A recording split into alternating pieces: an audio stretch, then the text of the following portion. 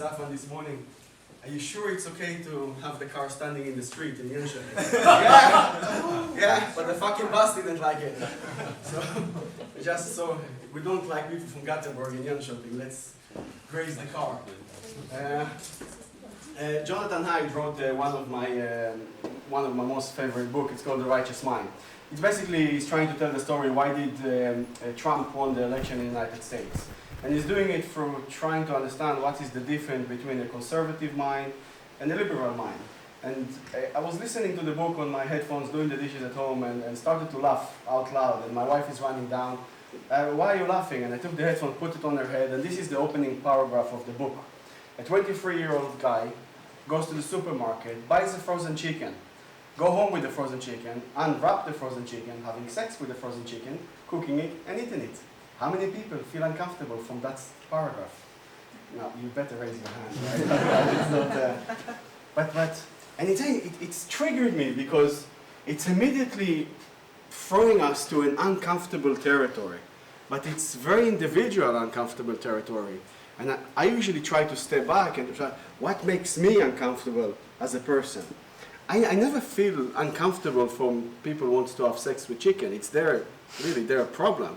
I do feel comfortable when we have statements that can impact the future of society, the progress of humanity. Like this statement, in 1936, a rocket will never be able to leave the Earth's atmosphere. That was New York Times headline, right? They just started to talk about rockets, and that says, like, no way we are going to leave Earth's atmosphere. By the way, in 1936, there was a Modern Time by Charlie Chaplin was released. If you haven't seen it, go and watch it. It's a fantastic, brilliant illustrations of our future today. But it was done with the same year when that statement came. And of course, we broke that statement and we completely, reshaped the way humans look at space. We created Saturn V and we put a man on the moon. But then if you think about Saturn V, this beast was never intended to take humans to the moon. It was over-engineered to take people to Mars. It's a missile. It was literally designed to take people to Mars. But Mars was too far. When the politicians said, are we going to really go to Mars? We don't see it. The moon. It's a much better story because we can see it from Earth. Let's land on the moon. And we landed on the moon. And since there, we just ran incremental improvement for the space program. We replaced that missile with the space shuttles with a set of boosters that can barely take us above Earth's atmosphere. And we completely abandoned the idea of, the moon, we can see it, what exists beyond the moon. Until Elon Musk says, guys, fuck it, it's not an issue of technology, it's the business model that we need to think of. And he put Falcon Heavy, and I forced my kids to see all of the launches, by the way. It's because I can still force my kids to see some stuff. They're 18 now, so it's a bit getting complicated. But I forced them also to see the crazy guy jumping from the Red Bull jump with a parachute. So I'm forcing them to see these events because I didn't have this media to see them as a kid. And we have these things, and we can literally see the discussions, and we can imagine what does it mean to actually build a sustainable society over at Mars. And it wasn't an issue of technology. It was an issue of business case. It was a question of how do I make it cheaper to send people to Mars? Well, let's use the same bus going back and forth, hopefully not eating any cars, right? But that's what they did. They changed the space shuttle into a bus concept. And now we get going. We are starting to look how we can use the moon to slingshot to Mars, and hopefully in our lifetime we will see people landing on Mars. And there are not many times in history that a Rubicon is about to be crossed. The Rubicon is the story of Julius Caesar, that no Roman general was allowed to cross the Rubicon and come with the military to Rome. Julius Caesar crossed the Rubicon and became Julius Caesar as we know it. And not many times humanity is crossing the Rubicon. Believe it or not, I don't think that going to Mars is actually crossing a Rubicon. We crossed a space Rubicon over 40 years ago, where we launched another NASA project, which was the Voyager. The Voyager was launched over 40 years ago, and it was not a technology-driven project. When they launched the Voyager, they had two fundamental questions that they asked themselves. The first one, what are we going to do with aliens when we are going to encounter them? The second question, How the hell are we going to maintain a constant data stream from an object that is just increasing its distance from itself to Earth? As a result, we get a technology that 40 years after still sends us images. This is, Jönköping is a big city. In my hotel room that was in the back, I lost reception in my 1,000 euro phone. I go to the basement, you lose reception. But we have a 40 years old technology that is still capable of sending us images. Why is that? The amount of collaborations that was put into the Voyager mission is not precedented until today. So many people in the United Nations collaborated to put that object in space that they couldn't replicate it, they couldn't repeat it until these days. And the questions were philosophical questions. They were not about how do I create a database. They were much more holistic, much more visionary set of questions. And it's important to understand what kind of questions we need to ask ourselves today if we're going to move forward. People like to say, hey, we have the agricultural revolutions, the industrial revolutions, now we have the digital revolutions, and the digital revolutions mark the beginning of information age. I'm sorry, the written language was the beginning of information age. The first translations of the Bible from Latin to German, that was the first Twitter, because we simplified it, we put it in short sentences that people can understand. That's information age. Everything in history was always anchored in data, every industry, every revolution. But for the first time, we can codify the value interactions out of that industry. The revolutions is anchored in code, not in data, not in information. These are old concepts. But for the first time, we have code that is able to carry us into completely new domains. People like to say, Uber disrupted the taxi industries. But I'm sorry, did they? Because what was the case before Uber came? You call a number, you order a car, you stepped into a car, and you dropped off. They dropped you off when you got to destinations. What do you do with Uber? Exactly the same thing. Okay, give or take, because my experience with taxis is you needed to remember the number that you need to call. And then you need, where are you? Well, I'm on this street with the corner of this street with this number, right? And then you get a taxi driver, where do you want to go? Very rude. And then he's come, well, I want to go to the opera. And then you come to the opera and you take your credit card to pay. He says, what the fuck is that? I take $20 in cash only. I don't take cards. Uber says, scrapped all of that. Push of a button, everything is set. That's what they changed. And their biggest impact was rethinking tax models on personal mobility services. Why do you think Uber was never a success in Sweden? It's because they could not disrupt the tax model in Sweden. God help if you try to touch the tax systems in Sweden. But it was already regulated. Taxis in Stockholm already had the app way before Uber came. But they really tackled the global tax systems. And then come Facebook, and we're saying Facebook, it's about pictures, it's about likes, it's about changing people's mindsets. If you follow what happened with Cambridge Analytica, before Facebook, you physically needed to invade the country, and then you needed to brainwash the mind of the people. Now you just brainwash the mind of the people, and then you can just take over the country. So what comes next? If we have a code that can help us disrupt tax systems, and we have applications and platforms that can help us change mindsets, what comes next? Because let's be honest, flying cars is a reality. It's very hard for me to show this picture in Sweden because not many people in Sweden know who Chichi Chichi Bang Bang was. You know, right? But he's the only guy over there that knows. But he's great. It's a great, great flying car story. And virtual worlds are here. They're not going anywhere. Brain implants is a reality. He was completely paralyzed. This is an old picture, just I love the story. He was completely paralyzed after a car accident. He was 18 years paralyzed after a car accident. And they're using brain implants to bypass the nerve damage to connect it to his arms so he can play Guitar Hero. So his thoughts are controlling his arms. There is no nerve, because the nerve is completely severed. And this is technology that exists today. We can actually use artificial intelligence to translate brainwaves into speech. And they're using this right now in comatose patients. Patients that think they're in coma, but they are able to translate their thoughts into speech. And people are usually asked, how can you have brain implant? I'm sorry, don't you have a heart pacemaker? Didn't we use electrodes to our brain? if there is a reason people are actually doing that. And today, you know, Neuralink from Elon Musk is introducing a complete non-invasive methods to work with our brain. Well, I'm lying, it is invasive. You have like very small threads that are implant in your brain, but you don't have the computer in the brain. The computer is hanging outside of the ear. And these are things that exist, these are technologies that are part of us today. We have, yes, we have genetic modifications that is part of our reality today. If you followed what happened with the CRISPR recipe that the Chinese scientists did to create two twins immune to AIDS, the recipe cost less than $100 on eBay too. And the kit cost, CRISPR kit cost less than $100 today. So how far are we from having people experimenting with genetic modifications in their basements as we experiment with diodes and electrodes? Honey, would you like a smart kid or would you like a kid that has my eyes? Because we are not so far away from that, because the tools are part of our day-to-day life today. Automations in the factory is something that exists for years.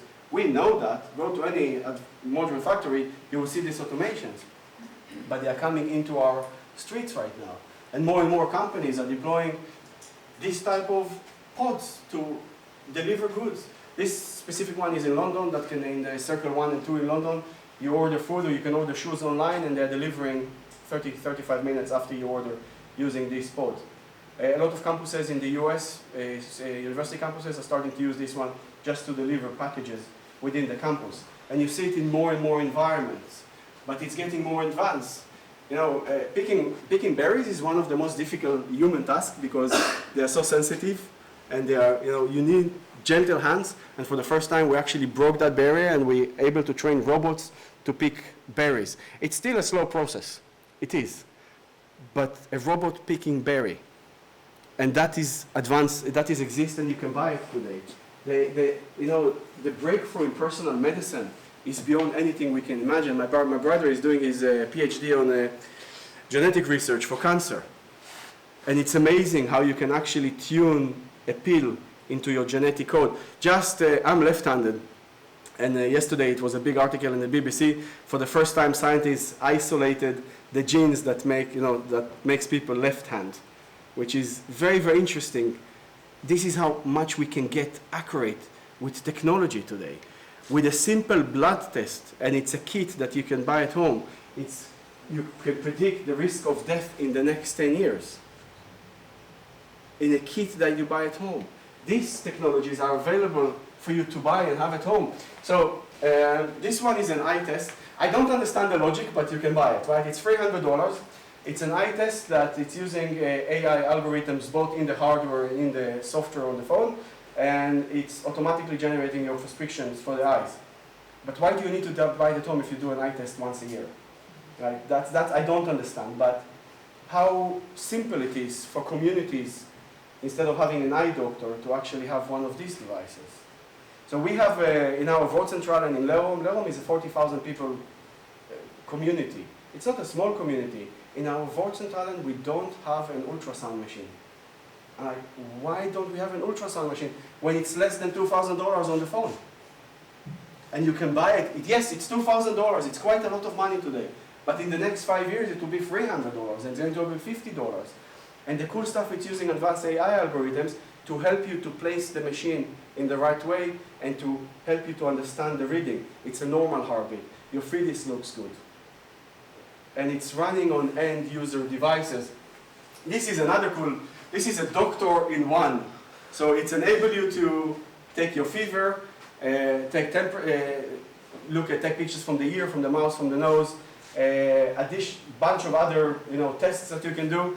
It's establishing direct link to a doctor, and you can have a conversation. So before you go to the doctor and use the fantastic drop-in system and wait for 6 hours before you see a nurse that decides if you can see a doctor, you can actually already send all of this information up front to the doctor. And you can they have all of the diagnosed ready to go. And this is $400. And these are technologies that came to market in 2018, 2019. What will be the price if you're following the laws more in the next 2 to 3 years to 4 years? We have prosthetic limbs that enable the person to feel. Imagine that, don't imagine, but imagine that you lost your arm and you get a prosthetic limb that actually gives you a feeling. And it came out of a DARPA project, and they're using this technology on amputee today. Around 10 years ago, a prosthetic limb for a kid cost $50,000. Today is less than $5,000. And they can 3D print them to be in different designs and different shapes. And I'm following a lot of these stories, because personal medicine is something that I care a lot about. And it's very funny to see that kids that lost their arms and get a prosthetic limbs, they're going to a kindergarten with normal kids that didn't lose their limbs.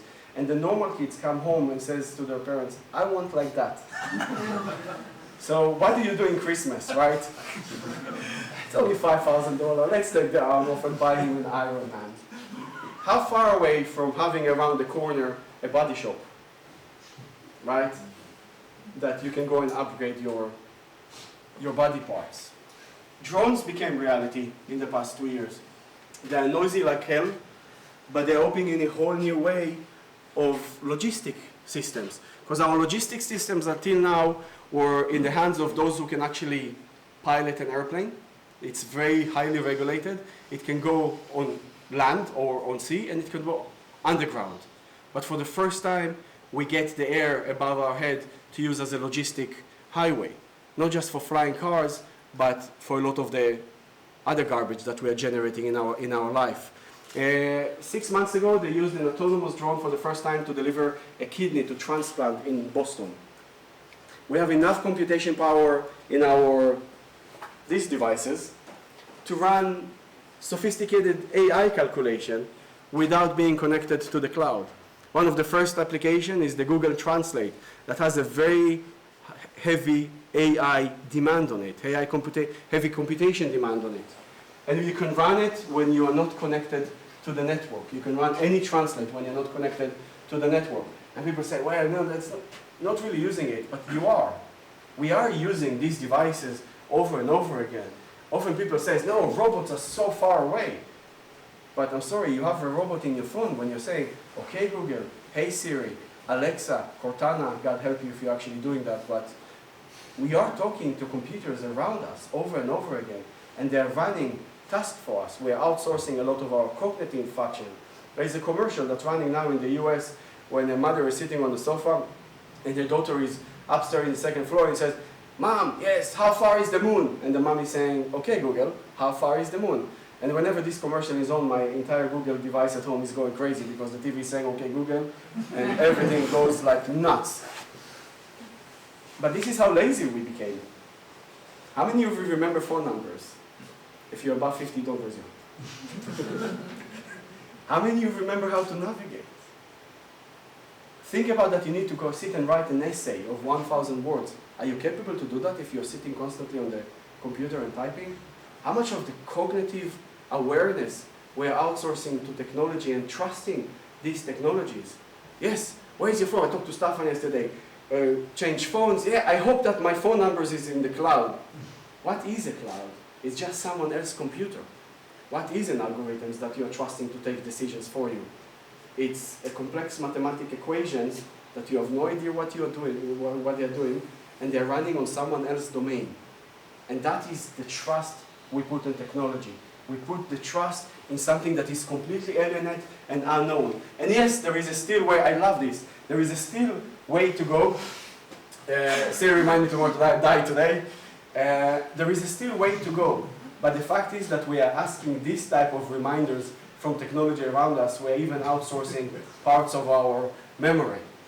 One of the coolest applications that came this year is that research in universities took years of research paper and ran it through a flow machine. It's an AI machine, and it started to discover patterns and solutions that the human brain was not able to understand. It was able to connect research documents from different disciplines in order to give solutions to a problem with the third disciplines. And we don't have the computation power here to do that, but algorithms are capable of doing these things. A few interesting examples. This is a Bee Cave in Texas. It's a nice shopping mall, friendly neighborhood shopping mall. They use AI to listen to online conversations that happen in their neighborhood. Right? They analyze conversations on Facebook, on Twitter, on Instagram and so on. And they found out that a lot of the people that visit the shopping mall actually have dogs. So they created an environment for dogs. So what they did is that they installed water fountains, especially for dogs. They created babysitting stations because a lot of the shops you cannot take the dog inside. So you can have someone to carry a dog. And in Christmas they have, I don't know, this is an American craziness, but you can have your dog taking a picture sitting on Santa Claus' lap. And they did that, right? They increased their spend by 40% because they gave a reason for dog lovers to come to their mall by analyzing online traffic, online behavior.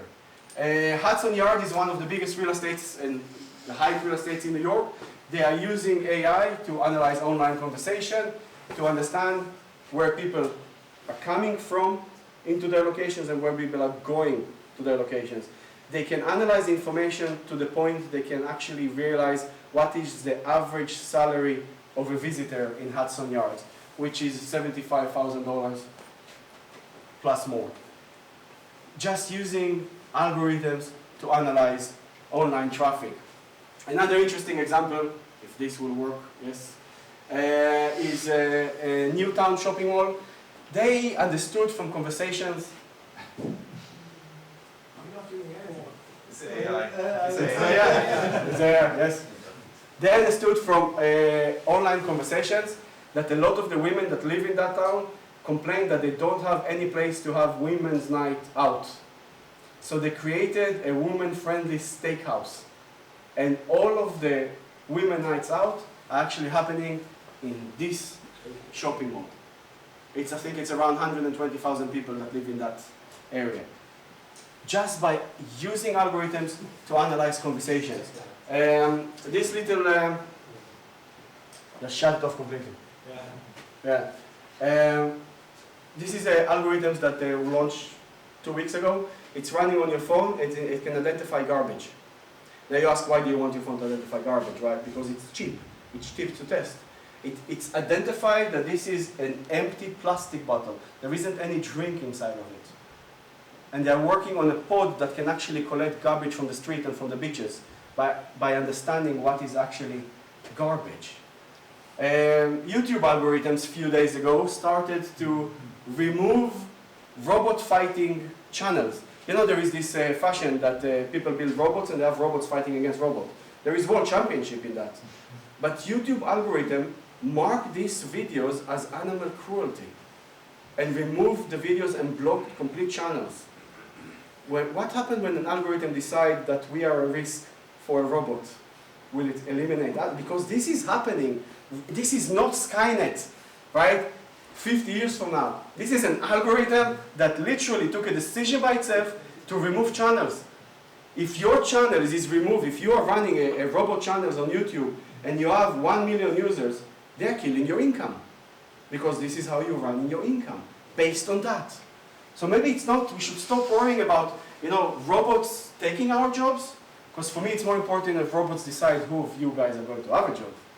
Because Amazon is recruiting only using algorithms.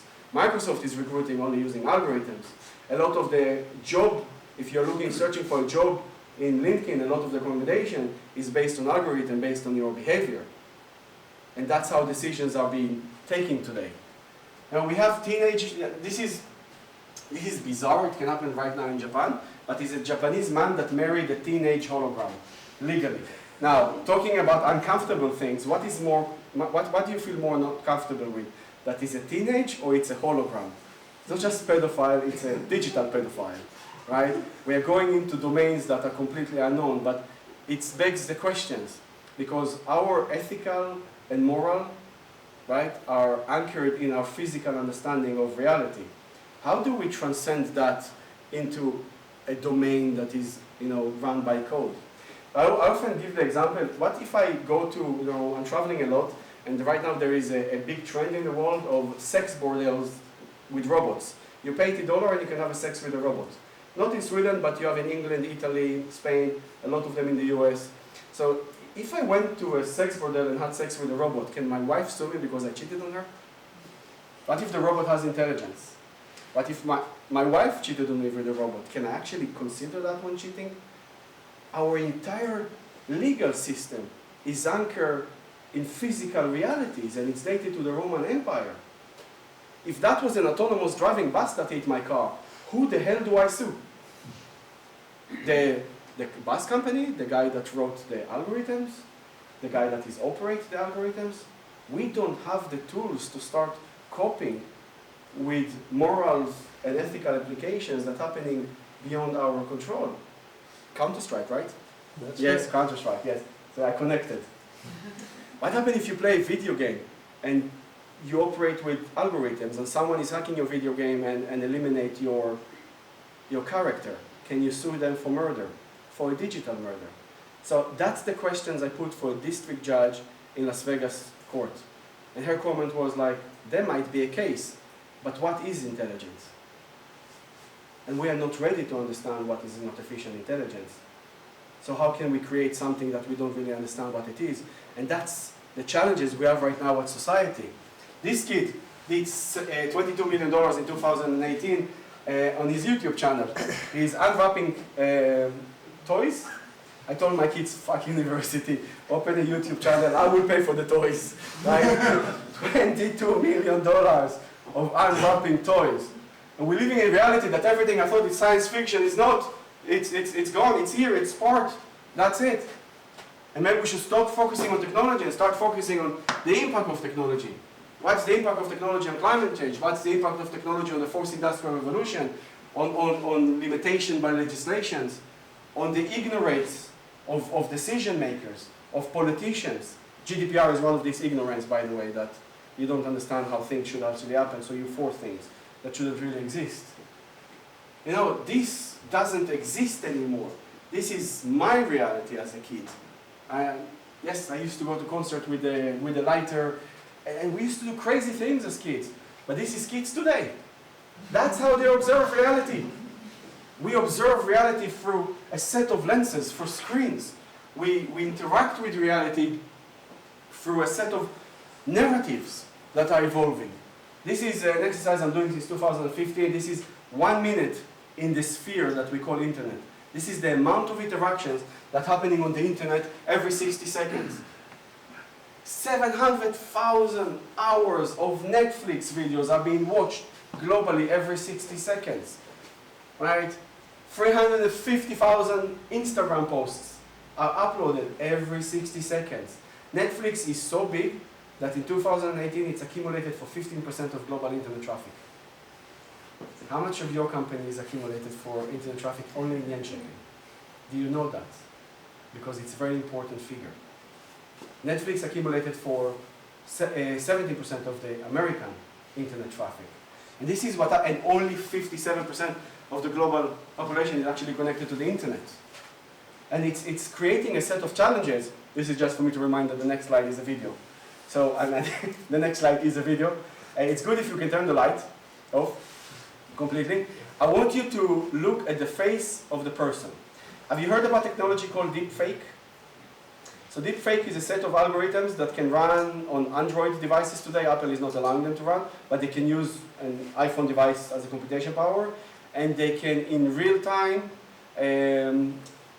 create the fake representations of reality. Watch what happened to the face every time he's talking about Tom Cruise. It was a very funny Bill Hader, ladies and gentlemen. You know, it seemed like every movie I saw in the last several months, you were in it. And good for you. That's thanks, buddy. Thanks. And I was wondering about the one, the Tropic Thunder. Yeah, Tropic Thunder. With Tom Cruise. You're working with Tom Cruise. What was that experience like? It was amazing. Like, we got to dance together. That was amazing. We had, like, you know, when you do a movie, you do table reads, you know, where, like, all the actors get together. At the beginning, before anything, you get together and you read through the script. And so it's like, you know, all these heavyweights, like, you know, Ben Stiller, Jack Black, Robert Downey Jr., everybody, and at the end is, like, me. Like, you know, like, hey, happy to be here, guys. And some other supporting guys. And then Tom Cruise walks in. And even those guys are like, whoa, he's super stoked to be there. You know, it's like, yeah, oh, boom. You know, like, it's like, is just immediately excited.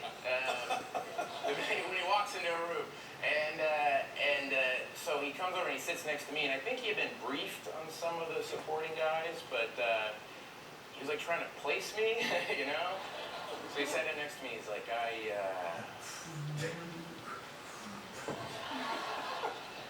love your work.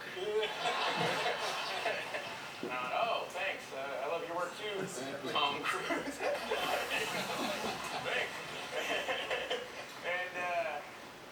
And I go, yeah, you know, I'm friends with Judd Apatow and Seth Rogen, and they went to your house. I went, yes. They did come to my house. And I said, Seth Rogen was like, you know, it was amazing. He has like a bike track in his backyard. It's phenomenal. And I did a Seth Rogen impression, and it was like I did a magic trick. Tom Cruise was like, yeah. And he points to me. So this is running on an Android device. So next time you're watching a YouTube video or you're watching CNN or Fox News, ask yourself, is there a deep fake that is running behind it? Because what is reality? And if we are observing reality for digital lenses all the time, can you trust what you see on the other side? Because that's how advanced technology is. The code is available for everyone that knows how to code to just grab. Deep fake app, they have like, it started with a deep porn app, that's how it started, which they use these algorithms to take famous actresses and people that you hate and put them in porn movies on other characters. And it evolved to a completely new, there is a great, look for deep fake Obama. And you see how they're using Obama to give a speech by Trump, right? And this guy wanted to challenge his girlfriend and to pretend that he's cheating. By the way, that's the same person, using two different filters. One Snapchat filter and another one face filter. So it's the same person. How easy it is to hunt. And I have kids that, you know, like between 14 and 18. How scary it is for parents, like if you're trying to, who the hell is talking to my kids right now? Because it's the same person. We are living in a society that is driven by likes. When Khloe Kardashian was, Kelly Jenner, sorry, she put that picture, it was the most liked picture on Instagram. 18 million people like that picture. 53 million people like that picture. What the hell is going on to our society? The egg has a Wikipedia page. And people are going and reading it. There are over 128 different applications today that drive the gig and share economy. There is an application that I just discovered a few days ago in the US that you click on a button and someone is coming to your place to light the fireplace. In case it's for millennials that doesn't know how to light fireplace, they're using this application. Right? We are surrounded by data, but we became part of the data. Yes? We became part of the data. It's not information on screens, it's people in the information. And it's required a whole new, I will send you the presentations by the way, so you can use the slides and the links and everything. You know, we need a whole new set of communications. I love this one. In case of fire, please leave the building before posting on social media. We need to have this type of signs today. If you pee, it's going on YouTube. Right? That's how we need to communicate with people today.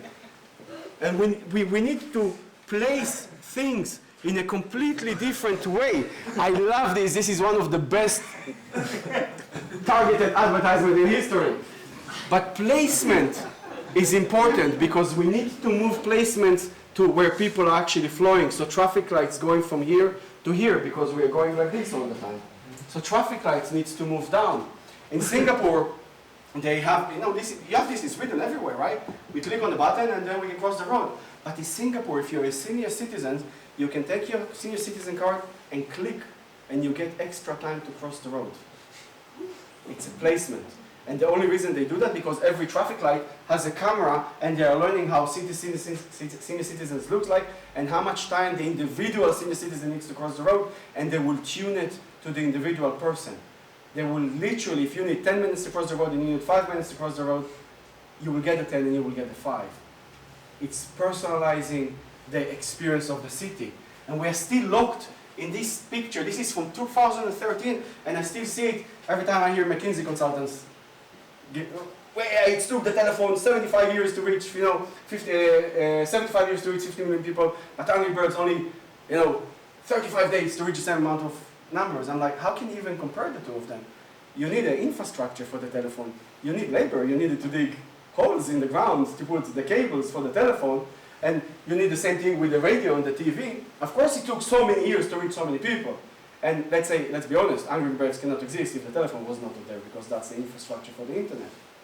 What is interesting in that picture is that we had 75 years to understand what is the economic impact of the telephone on society.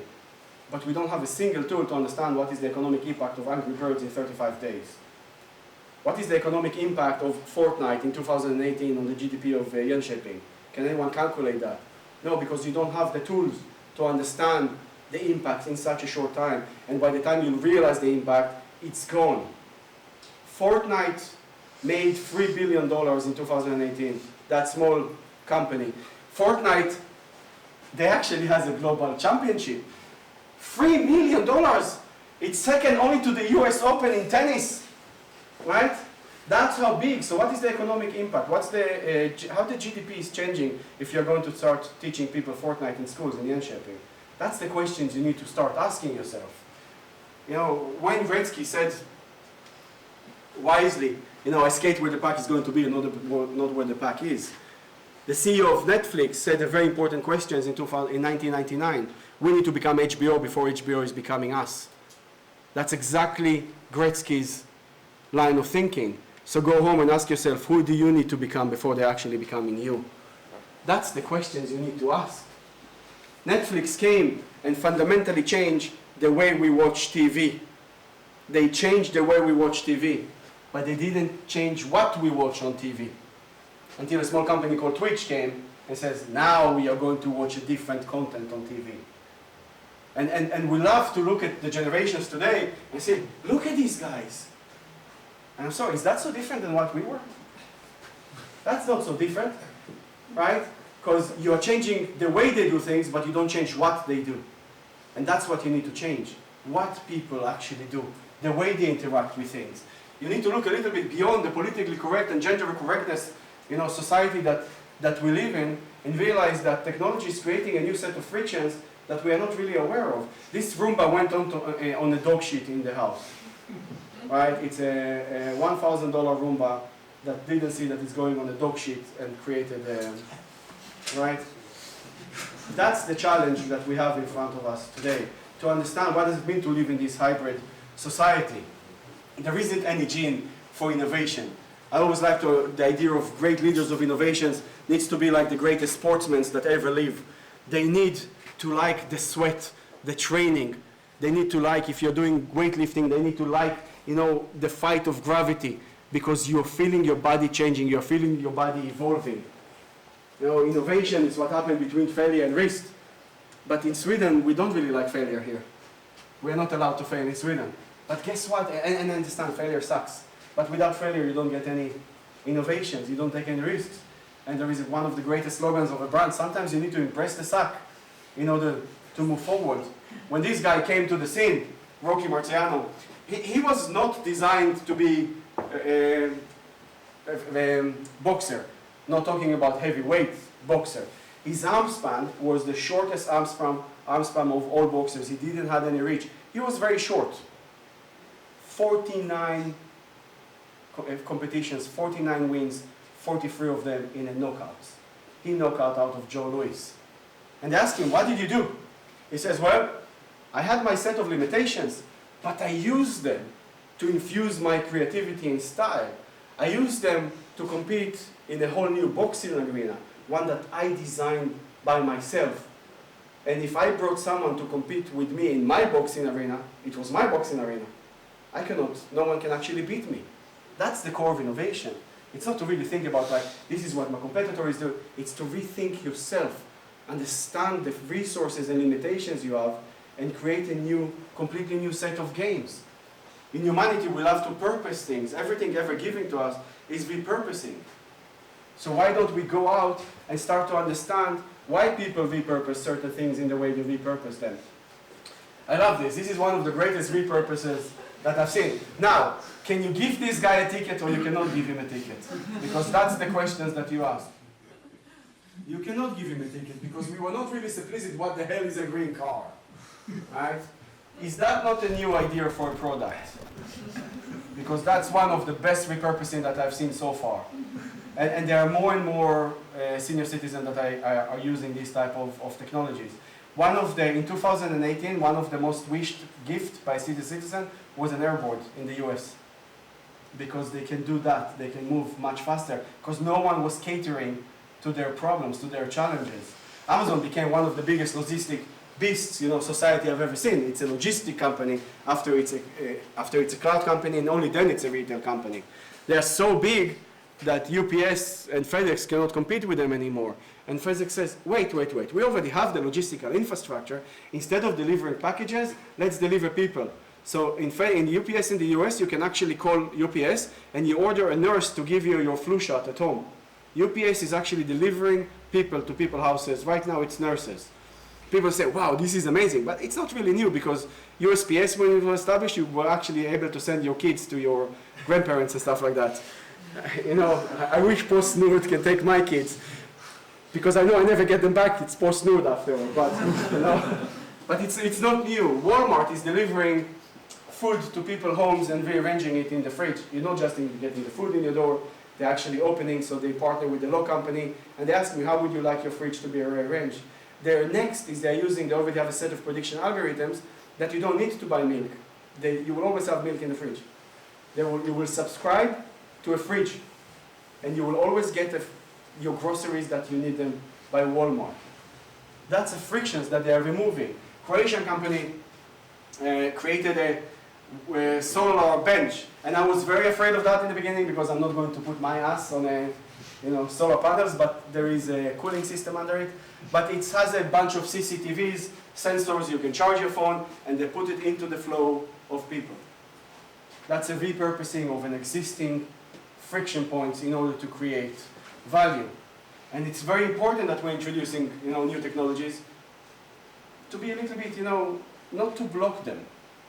Because this is a bicycle lane, great. But you cannot really drive the bicycle lane. And I see over and over companies that are saying, look at our innovations, and you're completely blocking a flow of interactions. We like to think about innovation in the sense of freedom. Let's create freedom. But we're actually creating more cages.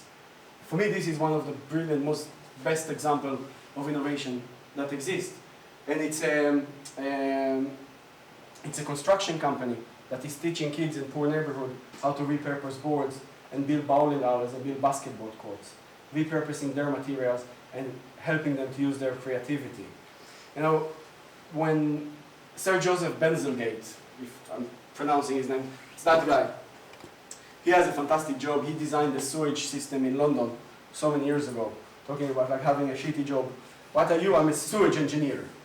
But when he got the job, the plans were already in place. They brought him in order to supervise, and he insisted. He says but the pipe are too small. What do you mean? We had all of our engineers looking. This is the pipe when you need to take, the sewage out of London. He says, but London is the capital city. It's going to have millions of people living in it in the future. You cannot have such a small pipes. And he had a fight to increase the budget, increase the size of the pipes by 6, because he understood how important London is going to be and how many people are going to live in it. If he wouldn't have done that, London would have been drowning in shit. Not Brexit, but real shit like happened to Buckingham Palace in the 70s or in the beginning of the 80s. How many leaders have the vision to understand what is the impact and how trains are going to save society and build the infrastructure today in order to move into that trend? And I will leave you with that thought, and I'm on time, I think. Thank you. That's it. Wait, no, sorry for that. I knew I put one more slide. Yes, one of my favorite quotes that capture innovation. It's a painful process, right? Learning is one of the most painful processes we have. This is why we are so keen of leaving school when we're 18, right? We barely learn something when we grow up.